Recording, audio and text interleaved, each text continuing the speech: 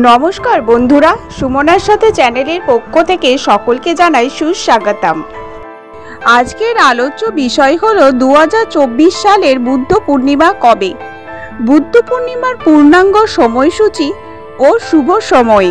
বাড়িতে বুদ্ধ পূর্ণিমা কিভাবে উদযাপন করবেন। বুদ্ধ পূর্ণিমায় চন্দ্রকে এইভাবে অর্ঘ্যদান করুন, মিলবে মানসিক শান্তি। হিন্দু ধর্মে পূর্ণিমা তিথির বিশেষ মহত্ব রয়েছে। বৈশাখ মাসের পূর্ণিমা তিথিটি বিশেষ গুরুত্ব বহন করে। এই তিথি বুদ্ধ পূর্ণিমা নামে পরিচিত। এই তিথিতেই জন্মগ্রহণ করেছিলেন গৌতম বুদ্ধ।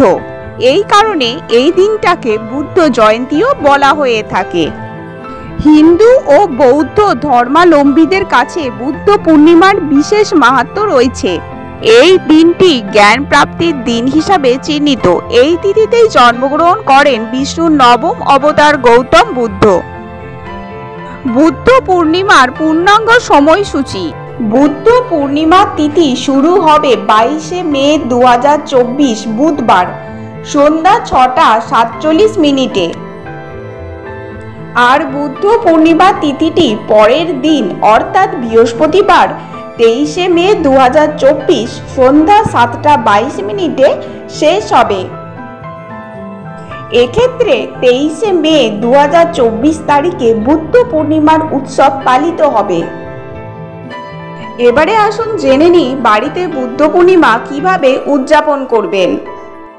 বুদ্ধ পূর্ণিমা সাধারণত বিশ্বব্যাপী বৌদ্ধরা মন্দির পরিদর্শন করে প্রার্থনা করে পালন করে, ধ্যানে অংশগ্রহণ করে। বুদ্ধ পূর্ণিমা বাড়িতে উদযাপন করার কিছু উপায় রয়েছে। তার মধ্যে একটি হলো প্রার্থনা করা বা পুজো করা। পূজা বা প্রার্থনা করা বুদ্ধ পূর্ণিমা উদযাপনের একটি অপরিহার্য দিক। আপনি বাড়িতে বুদ্ধের মূর্তিতে মোমবাতি, ফুল, ধূপ দিয়ে একটি ছোট বেদি স্থাপন করতে পারেন। মূর্তিকে ফল, মিষ্টি, যে কোনো নিরামিষ খাবার অর্পণ করুন এবং প্রার্থনা মন্ত্রপাঠ করুন।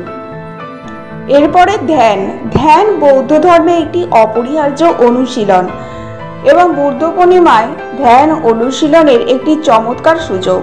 আপনার বাড়িতে একটি শান্ত এবং আরামদায়ক জায়গা খুঁজুন, বসুন এবং আপনার শ্বাসের ওপরে ফোকাস করুন। আপনি ধ্যান করার সময় মন্ত্র উচ্চারণ করতে পারেন। বৌদ্ধ ধর্মগ্রন্থ পড়ুন।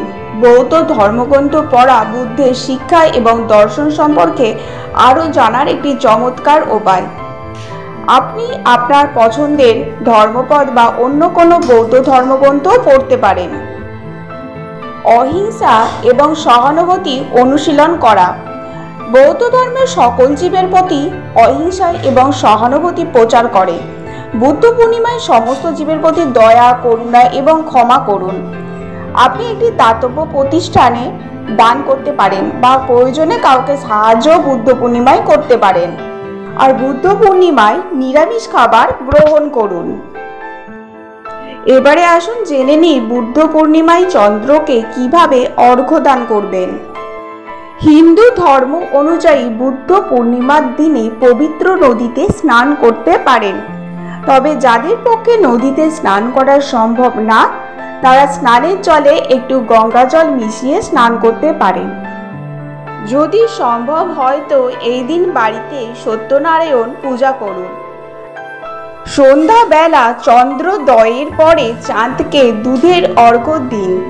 মনে করা হয় পূর্ণিমা তিথিতে চাঁদকে অর্ঘ্য দিলে মানসিক শান্তি লাভ করা যায়। আর আজকের ভিডিওটা এই পর্যন্তই রইল। যদি ভিডিওটা ভালো লেগে থাকে তাহলে লাইক অবশ্যই দেবেন, চ্যানেলটা সাবস্ক্রাইব করে রাখবেন, পাশে থাকা বেল আইকনটাও কিন্তু বাজিয়ে দেবেন। আর চ্যানেলটা শেয়ার করতে কিন্তু একদমই ভুলবেন না। ধন্যবাদ।